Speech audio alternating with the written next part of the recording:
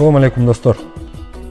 Bugün 2021-жылдын 30-апрели saat болжолдуу айтканда 15:00 чамасында биз Кудайдан болуп шаар тараптан келаткан микроавтобустардын катарына кошулуп, Миңбулак айылынан Лейлек району тарапка жолго чыктык. Миңбулактагы ишибиз кечээ эле өз соңуна жеткени менен алды жакта жол тосулуу болгондуктан кечтен бери жыла албай турганбыз. Атайын коюлган тосмо же блокпост болбогону менен жерлерде топ-топ болуп турган кишилердин айтып жаткан сөздөрү, тарсылдап атылган куралдардын үндөрү эле үрөйдү учуруп, бутту тушап турган. Катар тизилип бараткан микроавтобустардын колоннасын көрүп, тобокелге салып, биз да кошулуп алдык. Алдыда көк таш айылы. Ага жеткирүүчү бул жол кечетен бери кан жолго айланды. Жеткен маалыматтарга таянсак, алдыда ондогон автоунаалар талкаланып жатат. Ал унаалар менен бараткан жүргүнчүлөрдүн дээрлик көпчүлүгү өз өмүрлөрү менен кош айтышкан. Жөн эле баатырларча каза болуп эле калбастан, бир суткага жакын алардын сөөктөрү кан жол үстүндө кордолуп да жатты. Ыңгайлуу жерден орун алып алган тажик согушчандары жөн эле жолдон өтүп бараткан кыргыз жарандарын өлтүрүп эле чектелбей, алардын сөөгүн да алдыра койбой, биз тараптан жасалган аракеттердин баарын жокко чыгарып, тынымсыз чабуулга алышкан. Окко учкан Honda Fit үлгүсүндөгү автоунаада Миңбулакта турган жокерлерибиздин айтымында 4 жаш жигит болгон. Алардын 4 тең мерт болушкан. Андан кийинки жол ортосунда окко учуп, капталынан туруп калган Toyota Corolla үлгүсүндөгү унаанын жүргүнчүлөрү канчоо болгонун, алардын тагдырлары эмне менен аяктаганы бизге белгисиз. Снайпердик чабуулдан окко учуп, төбөсү менен жерге түшүп, кайра томолонуп туруп калган бул Lexus үлгүсүндөгү унаанын жүргүнчүлөрү да суу калбаганын унаанын бултурушунан эле көрүп түшүнүүгө болот. Тажик согушчандары мыкаачылык менен адилетсиз жана ырайымсыз согуш ыкмасын колдонгонун мындан кийинки кадрлардан да көрүүгө болот.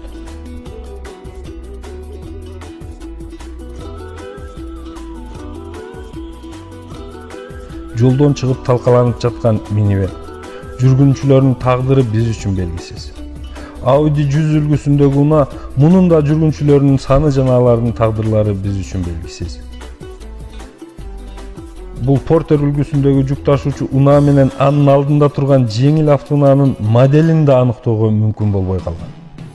Жарылып күйүп, темир кузовунан башка эч нерсеси калбай калган. Мунун баарын карап туруп, тажик кошунанын кыргызда айыгышкыс касы бар экенин түшүндүм. Кызыл крест өкүлдөрүндө эмне касы бар экенин канча аракет кылсам да такыр түшүнө албай калдым. Дүйнөдө кайсы бир жерде же кайсы бир элде согуш болбосун, Кызыл крест өкүлдөрүнө, медицина менен журналистика өкүлдөрүнө эч бир тарап кол салбайт. Биздин тажик туугандар мына минтип жаракат алган жарандарды салып бараткан тез жардам унаасына да чабуул жасап, окко учурушкан.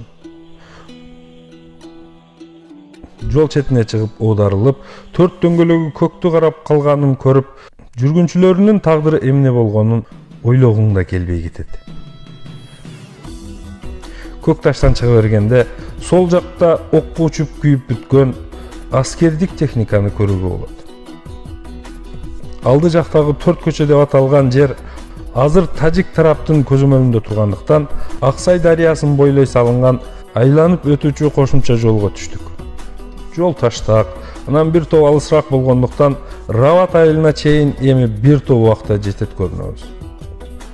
Кечеги Тышкы иштер министрлеринин келишиминен кийин саат 20:00 баштап эки тараптан да ок атылбайт деген үмүттү тажик тарап түнкү саат 2:30да эле кайра бузуп, артта калган көк таш айылы тарапка аткылап баштаган.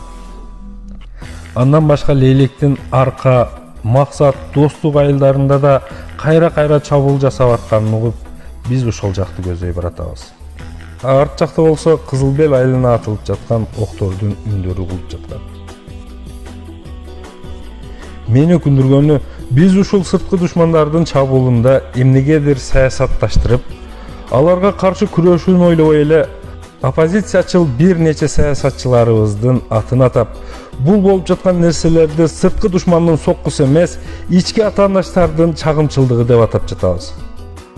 Саясий көз караштар канча болбосун, Кыргызстан бул бирөө эле. Жериңди жоготуп, элиңди аттырып бүткөн соң, анан сен кимге кожо же кимге ажоо болосуң мекендеш? Келиңиздер, баарыбыз бир туу алдына Кыргыз Республикасынын туусунун алдына чогулалы дагы бул кыяматтуу апааттын алдын алалы. Аллахка аманат экенбиз, баарыбыз аман бололу.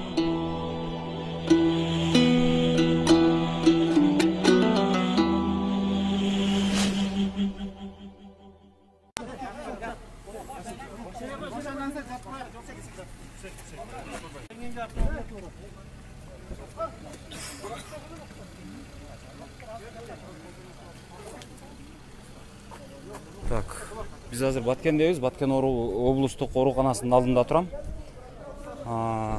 Саламатсыздарбы? Азыр бул жерде ошол бир 100-200 адамдар, булардын бардыгы ушул туугандары ушул жерге ооруп түшкөндөр, жаракат алып түшкөндөр. Алар ошол абалы кандай деп бардыгы ошол камтама болуп отурушат. Ата-энелер көбүнчө бир туугандары ошол больницанын ичине кирип чыктык. Больницанын ичинде ошол бир оор абалда жанагы реанимацияда жаткан аскерлер дагы көп экен. Азыр абдан мындай күчөтүлгөн режимде иштеп атат десек болот. Ар бир кабинетте, ар бир бөлмөдө врачтар жүрүшөт. Улам жаңы жаракат алып келгендер түшүп атат. Анан арасында бирөөсүн көрүп калдык. Ошол бирөөнүн жансыз денеси окшойт. Ошол бетин жаап алып кетип атышыптыр. Кейде ушул жерде жанагы аял кишилердин ыйлаган үнү да болуп калып атат. Азыр ушундай абал. Врачтар азыр улуттук госпиталдан бери тартылганын айтышты. 60 оорулуу ушул Баткен облустук ооруканасына ушул жана октон жарат алып түшүшүптүр. Азырынча абал ушундай. Абалдын өзгөрүшүнө жараша, кырдаалга жараша мен бат-бат ушул түз эфирге чыгып маалыматты берип турам деп айта алам. Азырынча абал ушул. Азыр саат 11:30 болду. 11:30дагы абал ушул. Эл кетпей атат, эл уктабай атат. Эл ушул жерде жанагы бир туугандарын жаракат алган жоокерлерди күтүп турушат. Анан кан тапшырабыз деп көчөдө кан тапшыруучу борборду издеп жүргөн адамдар. Анан анча мынча ушул жерде тургандар дагы кайерден кан берсе болот дешип атышат. Бирок врачтар азыр кандын жетишсиздиги жөнүндө эч нерсе айтыша элек. Ушундай абал. Бар болуңуздар.